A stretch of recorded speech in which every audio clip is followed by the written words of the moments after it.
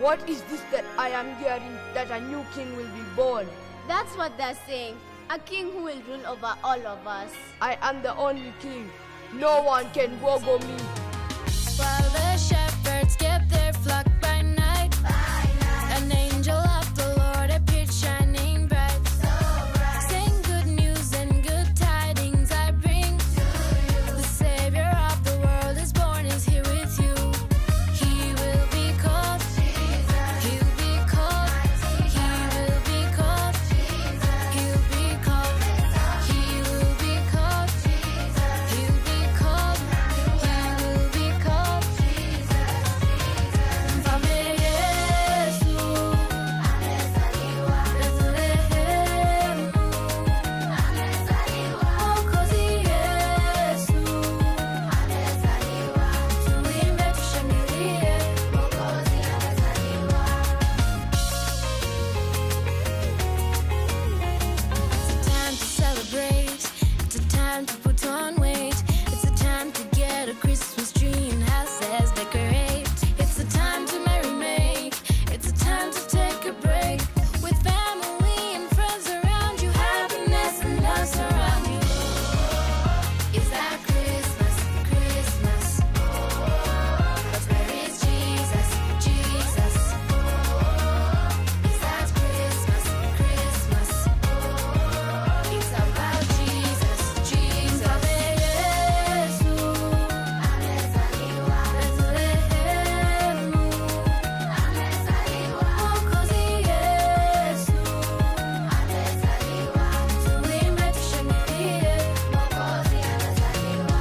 Mfalme Yesu amezaliwa. Bethlehemu amezaliwa. Mwokozi Yesu amezaliwa. Tuimbe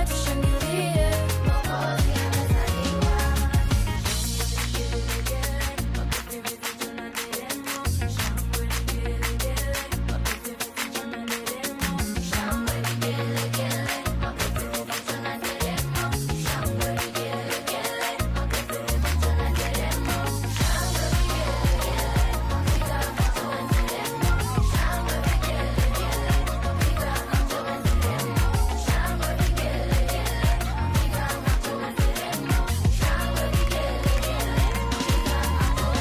Mfalme Yesu amezaliwa. Bethlehemu amezaliwa. Mwokozi Yesu amezaliwa. Tuimbe tushangilie, Mwokozi amezaliwa. Mfalme Yesu amezaliwa. Bethlehemu amezaliwa. Mwokozi Yesu amezaliwa. Tuimbe tushangilie, Mwokozi amezaliwa. Good morning, boys and girls. How are you? I hope you're well and I hope you're keeping safe. Are you happy this morning? Yeah, I'm happy. So today we're going to be looking at Jesus sends people to care for us, okay? Jesus sends people to care for us.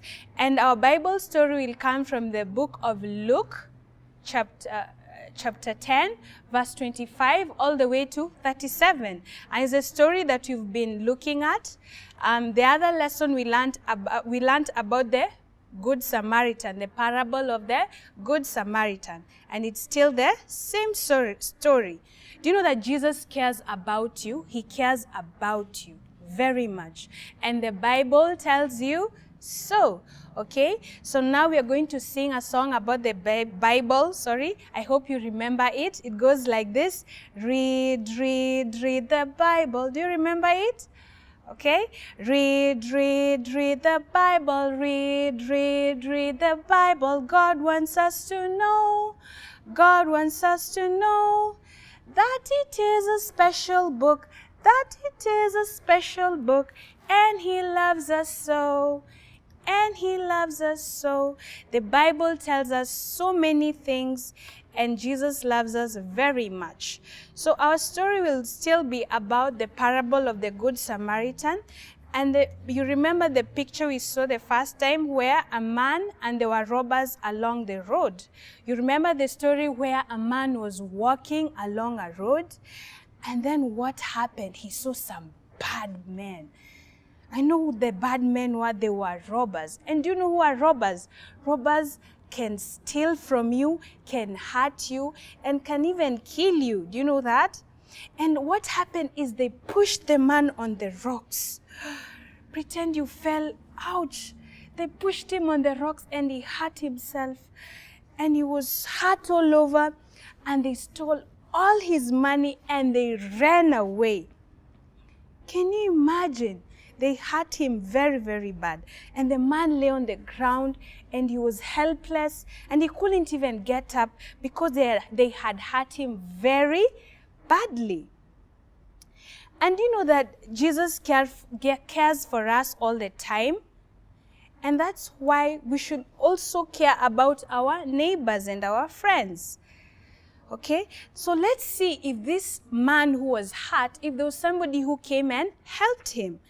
So you'll see him, he was lying on the road and a priest walked by and he was reaching out to him to help him and he looked at him and he walked off, okay? And you can imagine he had him coming and he was going step, step, step, step. And the priest was in nice robes. And you'll think that the priest would care and help him, but he didn't help him, okay? Did he help him? No, he didn't. He just left him there. And the man was saying, help me, but he didn't help him, okay? So now, the next person who came was a Levite, okay? So the Levite came by and he just looked at him, and he also didn't help him. Can you imagine? Because he was also reaching out to him to help him and he didn't help him, okay? So then he just lay there on the ground helpless and he couldn't do anything. He couldn't move because his body was hurting. And now there was a good Samaritan and he came on a donkey, okay? And the donkey and he came down the road and he went clip, clop, clip, clop, clip, clop. Let's try it. Clip, pat your knees, clip, clop, clip, clop, clip, clop, clip, clop. Do you think the Good Samaritan helped him? Let's find out, okay? So the Good Samaritan looked at him, looked at how he had so many wounds on his body, and he got off from his donkey and he had some antiseptic. You remember we talked about the antiseptic? Is some medicine that you use to apply on your wound so that it can make it a bit better. So he put it on him, he wiped all his wounds that were hurting, and then he put him on his donkey and he took him to an inn, okay? So you know, just like the Samaritan helped this old man, Jesus sends people to care for us. Can you imagine if the Good Samaritan was not there? He will not have been helped, yes? Yeah, he will not have been helped, okay? So who are the people who help you? Who are some of the people Jesus has sent to care for you? Can I tell you one person? Your mom. Who else? Tell me, who else? Your dad. Who else? Your aunt, your uncle, the police, the firemen, and so many other people, okay? So now we are going to sing a song that's going to tell us about how Jesus loves us and cares for us. And it goes like this. Jesus loves me, this I know, for the Bible tells me so. Little ones to him belong. They are weak, but he is strong. Yes, Jesus loves me. Yes, Jesus loves me. Yes, Jesus loves me. The Bible tells me so. The Bible tells you so, that Jesus loves you and Jesus cares about you.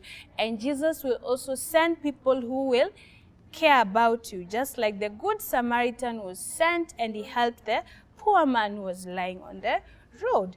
And you remember the memory verse that you're going to be memorizing this month is from the book of 1 Peter chapter 5 verse 7, and it says, give all your worries to God because he cares for you. Okay?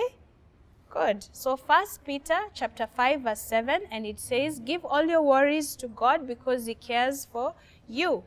And I want you to look at your craft. You'll see your craft. Write your name and color it. Okay? Good. So now let's pray. Dear Lord, thank you for sending people to care for us. Thank you, dear Lord, that you show us that people care for us, and the Bible tells us that God, that you care for us. Be with us and protect us this week. In Jesus' name we pray. Amen. Bye-bye.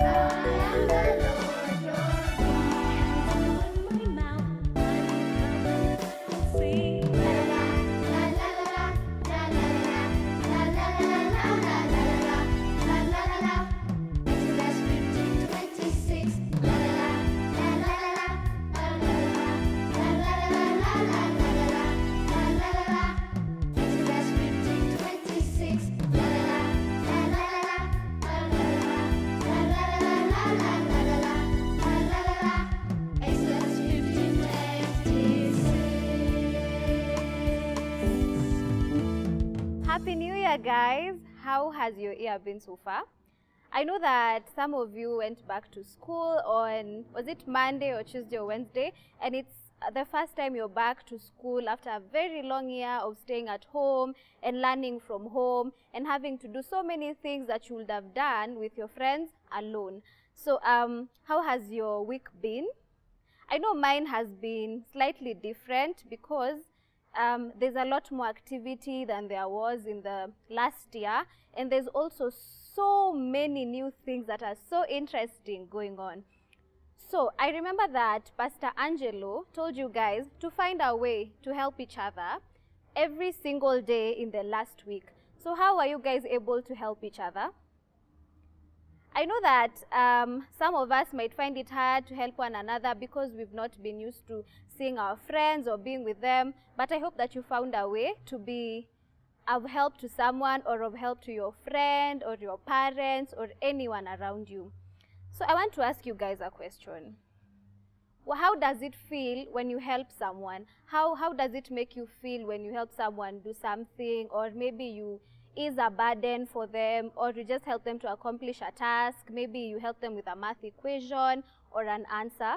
How does it make you feel? And also another question, how does it make you feel when someone else helps you, like maybe do something like an equation, or when someone helps you pick up something from the floor that you dropped? How does it make you feel when someone helps you even without you asking? It feels good, right? So today I want us to talk about helping each other. Okay, I want us to talk about helping each other. So what does it mean to help someone? Helping simply means just assisting in doing something, maybe something that someone else could have done, but you choose to assist in doing it just as a way to ease the burden that someone has or to make something easier for someone else. So have you ever guys been in like a relay marathon or a game where you're playing and you are so interested in winning? Everyone is so excited about winning. So in some cases, maybe you're running a marathon or you are running towards something, like maybe someone is passing you a baton. In some occasions when you really want to win, you can end up pushing each other and just trying to get someone else out of the way so that you can win. Now, sometimes you're not pushing other people just so that you can feel good or so that you can win. Sometimes it's because you're very scared of losing, or sometimes it's just because you're selfish, because you know that if you win this race, you're going to get the prize or the gift.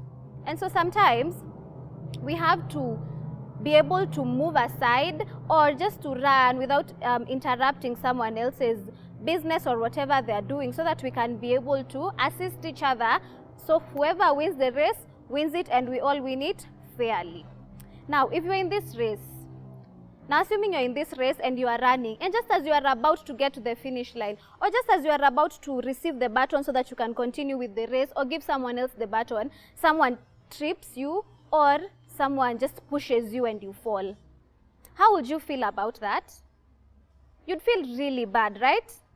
Or if you are the one who was tripping someone else so that you can win, how does that feel? At the end of the day, you might win, but it will make you feel a little bit bad about yourself, or you will know that you did not win fairly. So I want to tell you a story in the Bible of someone or some two people who really wanted to win something and to be important at something. Okay? So this story is from the book of Mark, chapter 10, verse 35 to 45. Mark chapter 10, verse 35 to 45. So you guys remember that during the time when Jesus was preaching, he had disciples. How many disciples did he have? You guessed it right. He had 12 disciples. So these disciples were doing something that was more like, some two disciples there were doing something that was more like pushing other people so that they could be at the forefront, but not really physically pushing. So one time, James and John, who are brothers, went over to Jesus and they wanted to talk to him. And Jesus was like, okay, fine, tell me, what do you guys want? And they told Jesus, we want you, when you go back to heaven, to your kingdom to rule, we want to be able to sit by your side. We want to sit on your right side. James will sit on the right, and then John will sit on the left, and we want to be there at the forefront with you. And how do you think Jesus reacted to that? Do you think he told them that, it's fine, you know, you guys are always serving me, so I mean, it's okay if you sit next to me? What do you think Jesus said to that? And so when the brothers were saying that, what did they mean? It didn't mean that they wanted to just, sit there so that they could be seen. It meant that they wanted to be honored. They wanted to feel important. Even after Jesus went back to heaven, they wanted to feel really important and to be honored and to be above all the other disciples. Because remember, they were 12. And the two wanted to sit at the right and left side of Jesus in heaven. So, what do you think Jesus said to them? Because Jesus knew what they meant, but Jesus thought that these people did not understand how his kingdom works. So let's hear what Jesus had to say to James and John to their request that they made to sit on the right and left side, on the left side of Jesus in heaven. So this is what Jesus said to them. He called them together and he said, you know that those who are regarded as rulers of the Gentiles lord it over them, and their high officials exercise authority over them. Not so with you instead. Whoever wants to become great among you must be your servant, and whoever wants to be first must be the slave of all. For even the Son of Man did not come to be served, but to serve and to give his life as a ransom for many. Now, Jesus often referred to himself as the Son of Man, because remember, we learned during the Christmas lesson that Jesus was the son of Joseph and Mary. He was born to Joseph and Mary. So Jesus was telling them, usually maybe in this country or even in a kingdom, it's usually who is the head of the country? Yeah, it's usually the president. And usually the president, when he's coming, he has to be regarded. Sometimes people have to salute for him or even march. And he's usually given that high seat. He's the most important person in any event that he is in.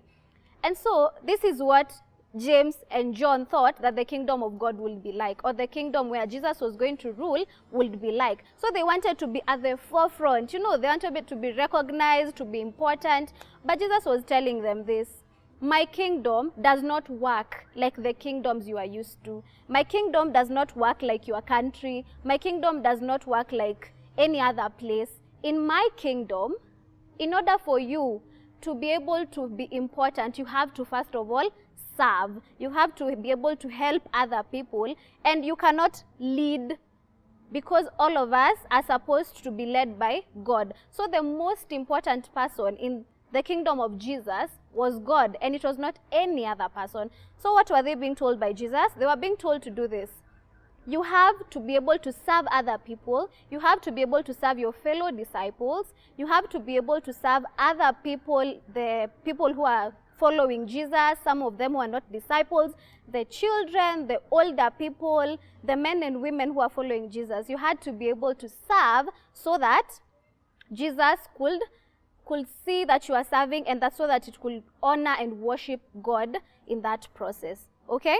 So this is what Jesus was saying. He was referring to himself as the Son of Man because he had also come to this earth to serve. The Son of Man came to serve us, and that is why he died on the cross for our sins. In that way, Jesus helped us so that we could not be punished for our sins. Okay? So even Jesus came to this earth to serve. So it is also our responsibility to serve others in whatever area that we are in. And I want us to talk about something.